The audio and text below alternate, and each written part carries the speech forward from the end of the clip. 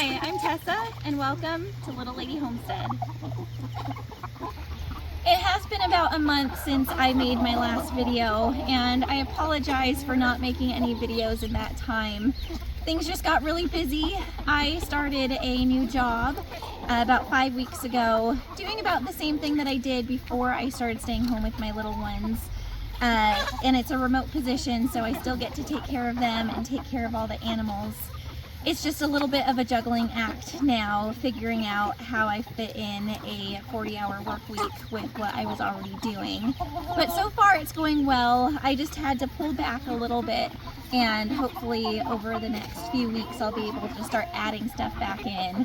Like, I definitely have not made any sourdough bread. I have not made any yogurt or ice cream or anything like that.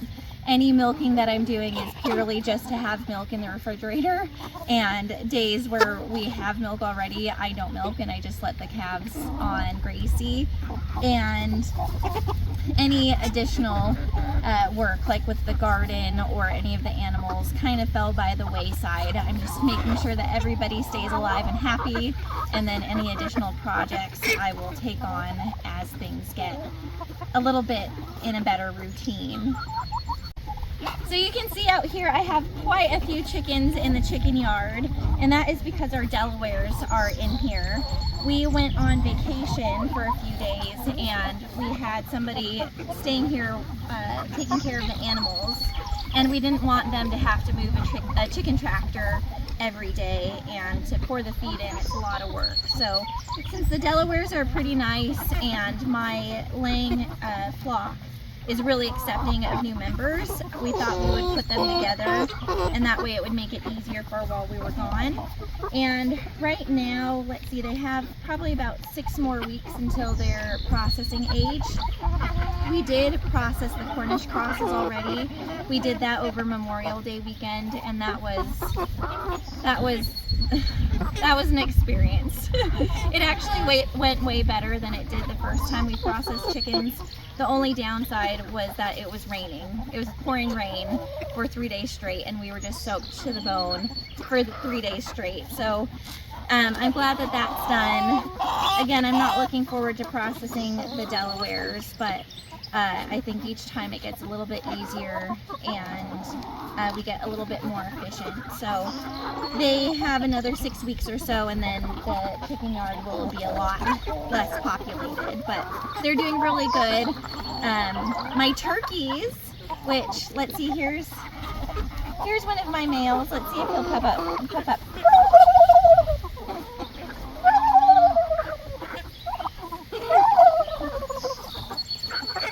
He just had his feathers fanned out. Hi! I have been waiting to have a tom turkey for so long, probably, Matt, what do you think, like a year and a half? Yep, a year and a half. Yeah. So we have 2 hens, the Royal Palm hens that we've had for about a year, and we had toms when we first got them, but they all got picked off by hawks when they were out on pasture. And now that they're up by the tree line, we don't really have any problems with hawks, and we haven't had any real predator action here on the chickens, except for, I'll talk about in a second, our poor ducks. So I am really happy with our turkeys. I have been waiting to hear them gobble. They gobble a little bit, but it's kind of like a rooster when they're learning how to crow. It's kind of struggled. So he'll kind of go blah, blah, blah, blah, blah. Hi. But I try to get him encouraged. He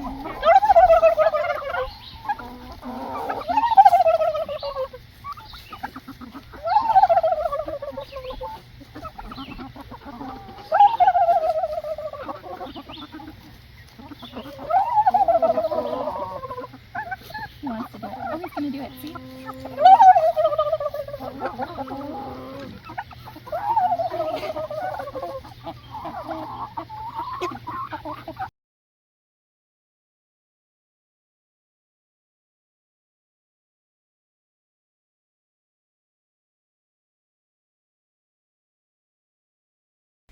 And we do have a few new additions here. We hatched quite a few eggs. And it looks like we have a buff mix, and then who can know? I know the dad's a Welsummer, so that little red one I'm not sure. Maybe it's a cinnamon queen mix. But those are our two latest babies. I think they're about maybe a month old now. And one of the saddest things that happened over the last 5 weeks, or I guess that was a month ago, we hatched quite a few chicks. Let's see, probably about 10 chicks hatched, but it was with a new hen who got broody, and I let her hatch out the eggs and incubate the eggs, and she did an excellent job at incubating them. And then finally, when it came to hatching them, 2 of them hatched, those first 2 that I showed you over there. And then she started pecking the eggs open, and the babies were alive. I don't know why she pecked them open, but chicks in the last day, as they're pecking the shell open, they absorb the yolk from inside the egg, and then their abdominal wall closes up. And if they get taken out of the shell too fast, then their abdominal wall is still open and they don't have a chance to absorb that yolk. And that's what happened to them. So I found those babies basically open, and it was really devastating, and I decided to take the rest of the eggs from her and incubate them inside. And that actually went very well. I think I brought 8 eggs inside and 5 of them hatched. And so by the time that they were dried, because you want to let them dry off before you move them from the incubator, I brought them right back to her. And I guess I got spoiled by Bruda, our buff Orpington, because she would just accept any chick anytime. It didn't matter. She's very broody and very maternal. But this new hen, this new mom, I put in the babies at night, and then in the morning I went out and she had killed the 4 that I had, or 5 that I had incubated myself, and so she just rejected them, and it was a pretty awful sight. So that was a big loss. It was really sad. My kids were really excited for those baby chicks, and to see them killed, especially by their mama, was pretty awful. So that happened, and then in the same week we also lost all of our ducks. So a lot of my, or not a lot of flowers, but some of my flowers have started to bloom. I have my Shasta daisies and my black-eyed Susans that started to bloom. Basically, they volunteered from last year. A lot of the Shasta daisies didn't bloom at all last year, and probably only half of the black-eyed Susans bloomed last year, but they came out in full force this year, so I'm excited about that. My garden is where my ducks should have been, in here eating all the bugs, the beetles. We have lots of what look like little Japanese beetles. I'm not sure what they are, but they look like little Japanese beetles, and they are the main pest in our garden. So when the ducks were about 4 weeks old, we brought them outside, and I kept them in like a chicken tractor for another about 3 weeks until they were a good size. They were the size of some of our small chickens, and I felt comfortable bringing them outside, except after a couple days we lost one, and then the next night we lost another one. They just disappeared. And then the next night, all of them were massacred. We think that a raccoon came in, and you know, they were, the ones that it left behind were just beheaded. And so it could have been a weasel or a raccoon. I know that they both can just kill for fun, and so it was pretty devastating and really sad. And so that happened the same week as losing those chicks that we incubated. And so it was really hard on all of us. So we do plan at some point getting more ducks. I don't think that they can just be out in the open. We might need to build a pretty secure yard for them with a very, very secure coop, because the raccoon or whatever got it did reach through bars to get them, at least a couple of them, and so it needs to be, you know, really small hardware cloth that's very secure. So we'll try that again, but for now, my garden, this is like a pretty spot, and now we can see the rest of the garden is mostly weeds. Probably starting about the time that I started my job would have been go time in the garden, just spending so much time out here planting and weeding and distributing wood chips, and that's when I started my job, and I just had no extra time. So it's full of weeds. I did leave some of these. I think this is goldenrod. It is a weed basically here, and it volunteered. So, but since it's goldenrod, I thought I would just let it go. I do have some plants that I planted. I have tons of zinnias. That was the main thing that I planted this year. I think I started seeds for 200 zinnias, so they're peppered throughout. So if I have the time in a few weeks, I'll probably go through and weed at least my flower garden, and that'll be when the zinnias start coming into full bloom, and it will be really pretty. But for now, I'm just trying to accept that I can't do everything. I'm really just doing the best that I can, and this year might be a little bit shot, but next year, you know, the Shasta daisies and the black-eyed Susans will still come back. I had a few volunteer sunflowers, and I have some dahlias planted throughout, so that'll come back, and hopefully next year in the spring I'll be able to dedicate more time to have a beautiful garden. So something that has worked out pretty well are my carrots. These guys will be ready to pull in the next probably week or so. We have pulled some of them already, and they were pretty tasty. So I have a few rows of these ready soon, and then a few more rows that'll be ready in about 2 weeks or so. And then, let's see, I have some butterhead lettuce that we have really been enjoying. There's a bunch of grass in here, but I have about 10 heads right here. We harvested about 8 heads of lettuce before we went on vacation, and enjoyed salads all week. And so these are just awesome. I've really enjoyed it. So I can have a salad tonight. And we have some broccoli, and we did get some snap peas earlier, and those were really tasty. Those are done. I was planning on putting cucumbers in here, which I might still do. I started cucumbers this spring, and I transplanted them outside to have lower in the garden.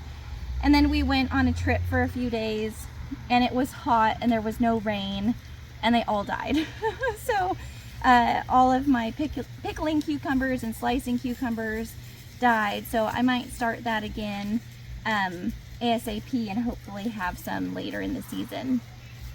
But for now, again, this isn't beautiful. I'm just trying to get what we can out of it, and being okay with that. We can try again for a fall garden, and definitely I think next year will be easier, but you know, I can enjoy this, at least the small amounts that we do have. So over here I did plant some more berry bushes. This is on the same hill as our berry patch, but I think we need more. So my son loves blueberries, so I planted 5 more blueberry bushes. 2 of them are probably about a year old, and then the other one, or maybe 2 years old. The other ones are smaller, but hopefully over a few years, then we'll have a big hedgerow of blueberries. And then over here, I have black raspberries, and I planted these guys far away from the berry patch because I read that black raspberries are susceptible to all the same diseases that red raspberries get, except they don't really have as much immunity towards them. So you don't want them to be too close to your red raspberries, at least 75 feet away. So these guys are over here. We have seven plants of those. and hopefully they'll take off like my red raspberries did this year. So last year I planted probably about 10 raspberry bushes, and they weren't even bushes, they were just cuttings, so like little twigs in here. And they probably shot up, I don't know, maybe 500 separate shoots right here all along this row. And so this actually looks like a hedge. So I'm hoping that next year those black raspberries will take off the same way, because this is looking really good. We have had just a couple of raspberries ripen so far, but I'm hoping we get a lot more. One thing that I do have to look into is we have all of these beetles. The Japanese kind of looking beetles, they just eat this alive. And so if anybody has any suggestions on naturally getting rid of those, I don't really want to spray any insecticides on here, but I do want to keep my raspberries healthy and actually be able to eat a lot of the raspberries. I'd be happy for any recommendations, but thankfully this is just so thick and it's taking off really well. So this row is raspberries.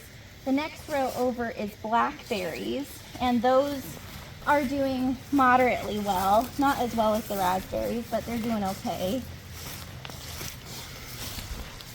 So we haven't had any ripen yet, but they're flowering here.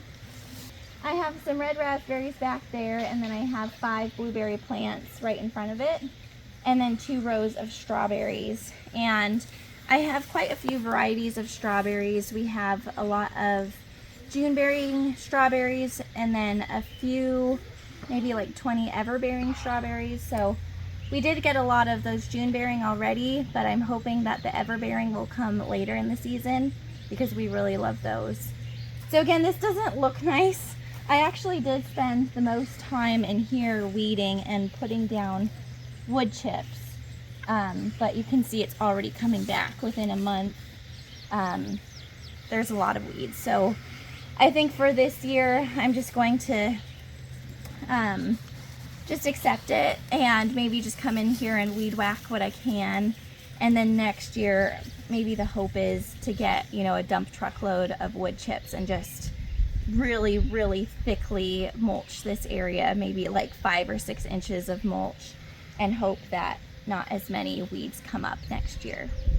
This I'm so excited about. I got this for Mother's Day. It's a limelight hydrangea tree, and it's just in this barren little corner next to our front door, between the front door and the garage door. It's just rock. And so I got this tree, and it was hard the first couple of days because hydrangeas want a lot of water, especially when they're transplanted. But I really, really, really coddled it, and I think it's doing well. So this will get about 6 feet high and should get a little bit wider. And then eventually I'll add in more hostas and maybe some delphiniums or other flowers and plant to make it look nice next to our front door. And then finally, Miss Gracie and the calves. They are doing so well. They have really enjoyed rotating around on pasture. It's been going really well. Charlie, the small brown one, did get out a couple times, but thankfully he's really attached to his mama and he stays close by, and so we can get him back in.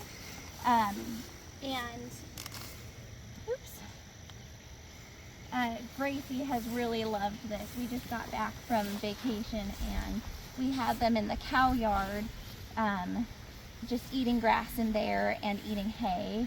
And so when we let them out yesterday on pasture, she just ran out and was just chomping everything so fast. So I'm really excited for her on that.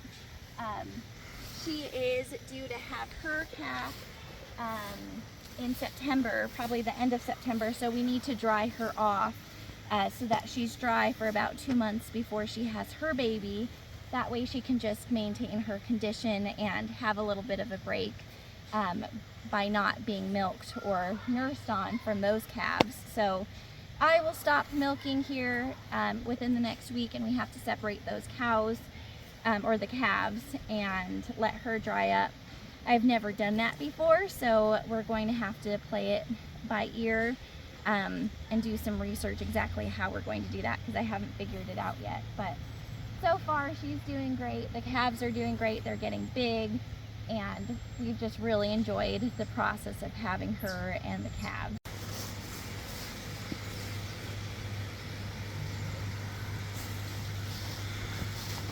I can't step over that.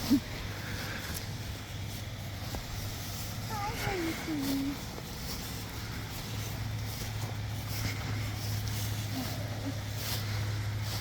She's got the flies on her. That's another thing that I need to work on, is putting together a fly spray for her, because I hate to see the flies on her.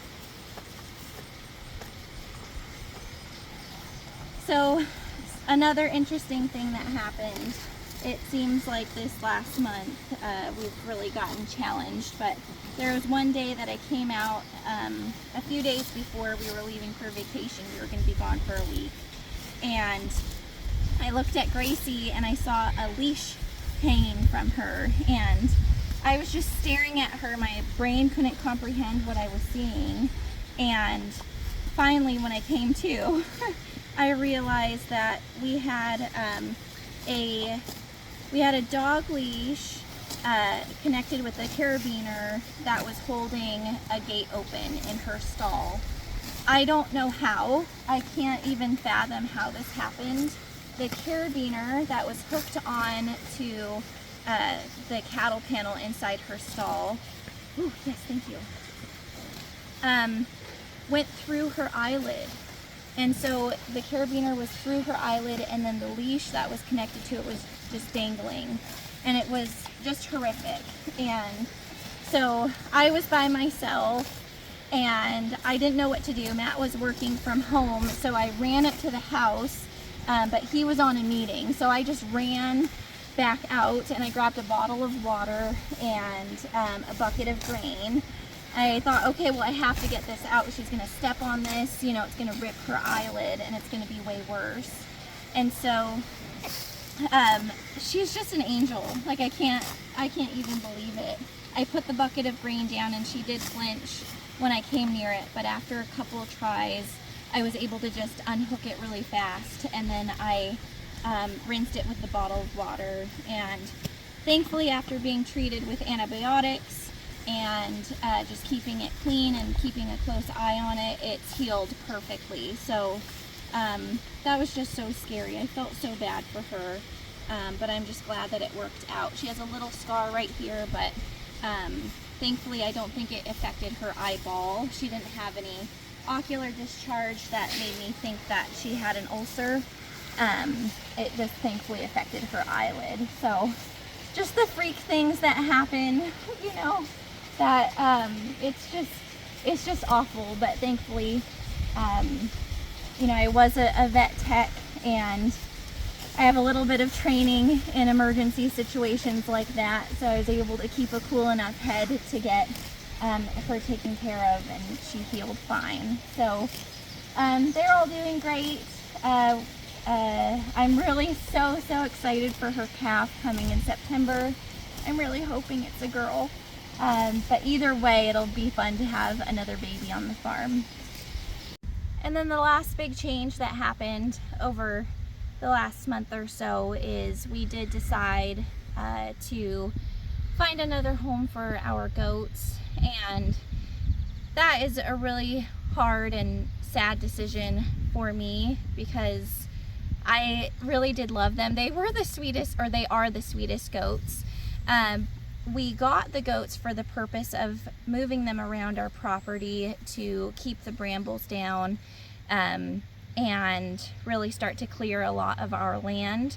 And we did that really successfully last year. They cleared probably, I don't know, about 300 feet of our property line on the west side. And they're so much fun to have. They're just sweet animals, and especially those girls that I had were just so sweet.